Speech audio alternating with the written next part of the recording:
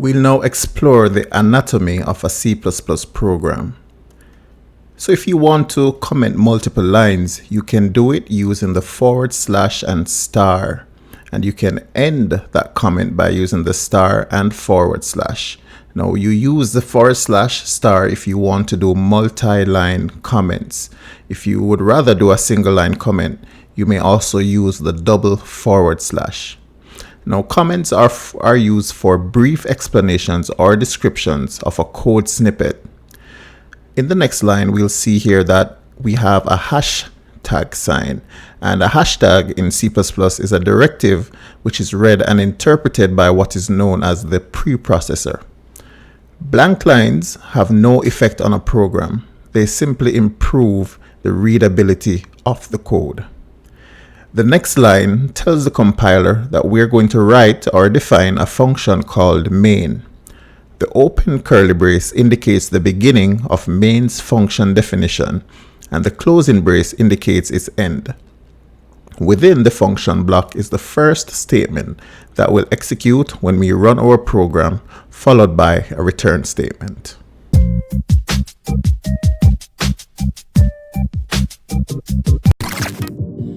Now it's time to start taking a look at the C++ syntax, and we are going to begin with variables and data types. Now variables are the most fundamental part of any language. A variable has a symbolic name and can be given a variety of values. Variables are located in particular places in the computer's memory. So when a variable is given a value, that value is actually placed in the memory space assigned to that variable. Now most popular programming languages use the same general variable types, such as integers, floating point numbers, and characters, which you've probably come to know as char. So you're probably already familiar with some of the ideas behind these. Now, let's take a look at operators. Binary operators are operators that work with two operands, right? So you can see we have the arithmetic operators, relational, the logical, bitwise, and assignment operators. Also, you have the unary operator. Now, a unary operator is an operator that acts upon a single operand to produce a new value. And last but not least, we're going to look at ternary operators. Now, this is a conditional operator, and it's very similar to the if-else statement, as it follows the same algorithm as the if-else. But the conditional operator takes less space and helps to write the if-else statements in the shortest way possible. So these are just some of the operators that we will be taking a look at as we go forward. Lastly, let's take a look at some of the keywords. Now, keywords are predefined and reserved identifiers that have special meaning. They can't be used as identifiers in your program since they are already used by the language. Now, these keywords are not available for redefinition or overloading. So there are roughly a total of 95 reserved keywords in C++. And here I have a list of some of the main ones that we will be using in this course.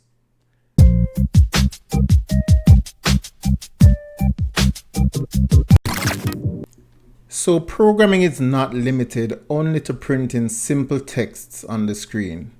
And in order to go a little further and to become able to write programs that perform useful tasks and that really save us work, we need to introduce the concept of variables. Now let's imagine that I ask you to remember the number 5, and then I ask you to also memorize the number 2. At the same time, you have just stored two different values in your memory, number 5 and number 2.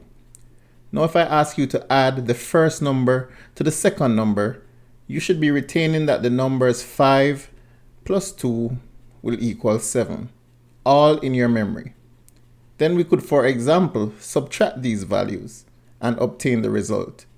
The whole process that I've just described is a simple example of what a computer can do with two variables. So let me express this idea in the following set of C++ statements. So first, let me change my program description. We are now looking at variables and data types.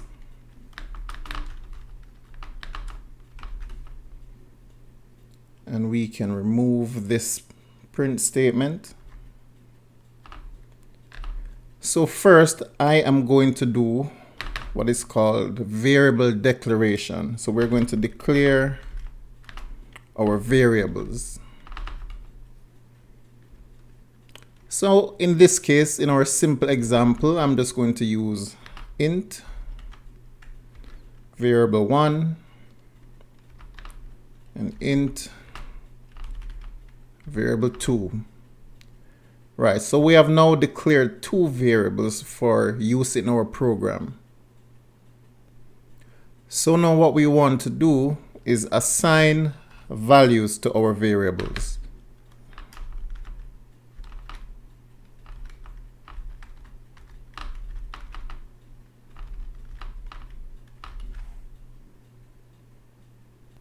So there are several ways you can assign values to variables, and let me just correct my typo.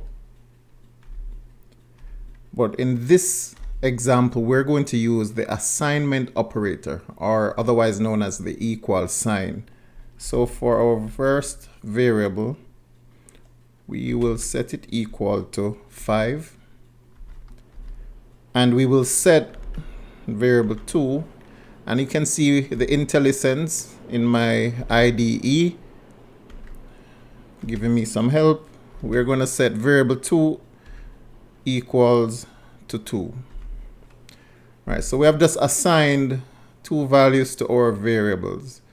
Now we can perform any type of arithmetic operation that we'd like. So I can even assign a new variable called result and say result will be equal to variable 1 minus variable 2.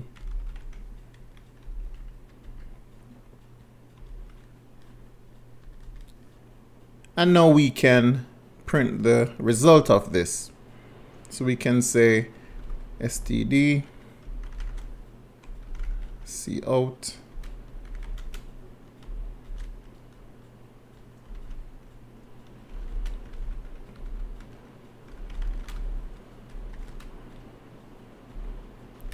and we can use the insertion operator again, and what this will do, it will join the result to my string, otherwise known as concatenating.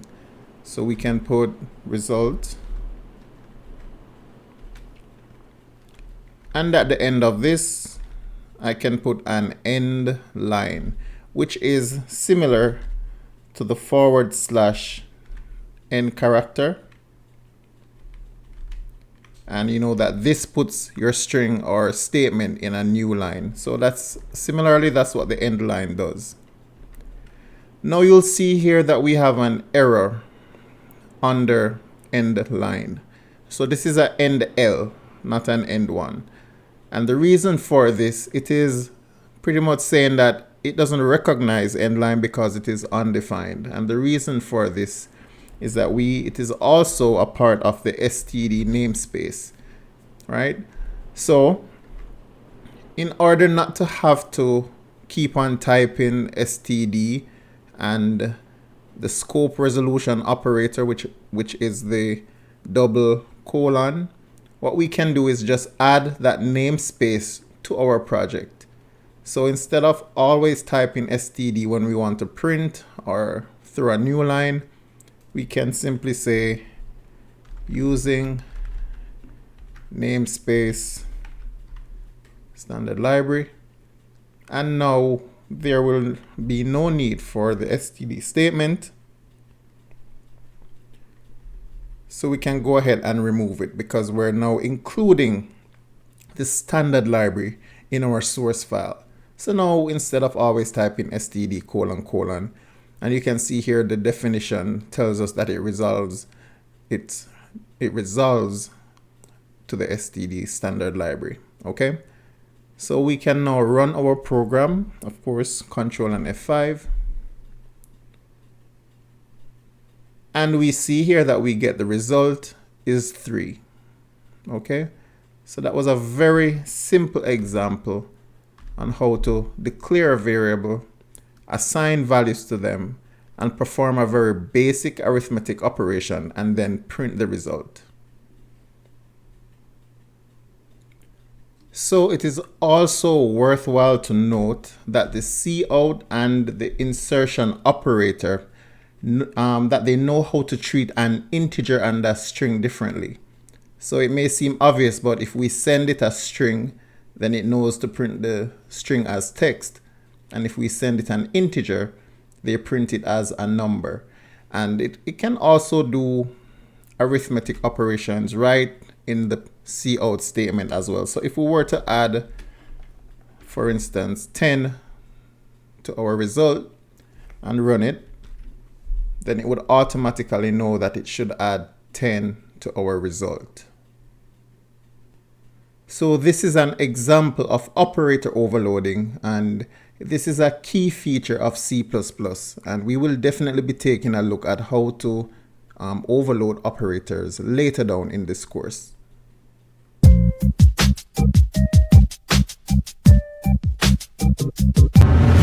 I'd like to point out that each variable needs a name that identifies it and distinguishes it from the others. So for example, we used in our example var1 and var2 as our variables.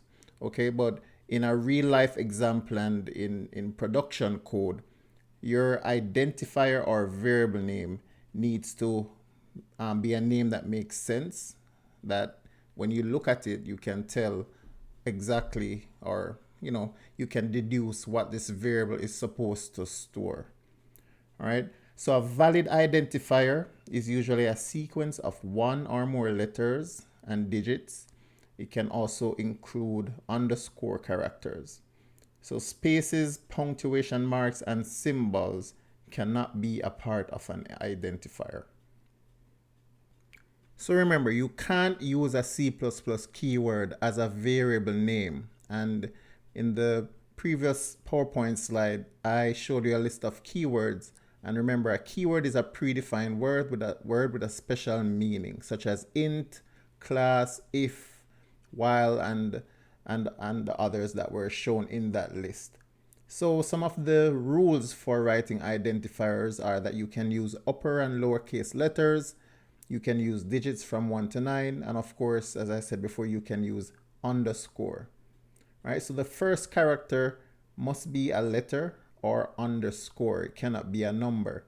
And identifiers can pretty much be as long as you like, but most compilers will only recognize the first few hundred characters. So, you probably won't be creating any variable names or identifiers that are that long.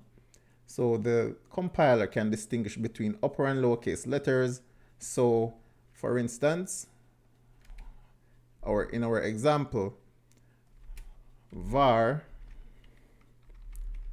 will be different from var, which will be different from all caps, which will also be different from that. So you have to always make sure that whatever you declare your variable name or identifier to be, that you're using that same variable name later on in your code. So the last thing on variable names is that it should be clear to anybody reading the code what the variable's purpose is and how it is used. Therefore, if you're defining something such as, what was that? Let us accidentally run the program, so let me stop it. If you're identifying something such as boiler temperature, for instance, do not name it something cryptic like just BT. You definitely want to spell out what it is that you will be storing in your variable.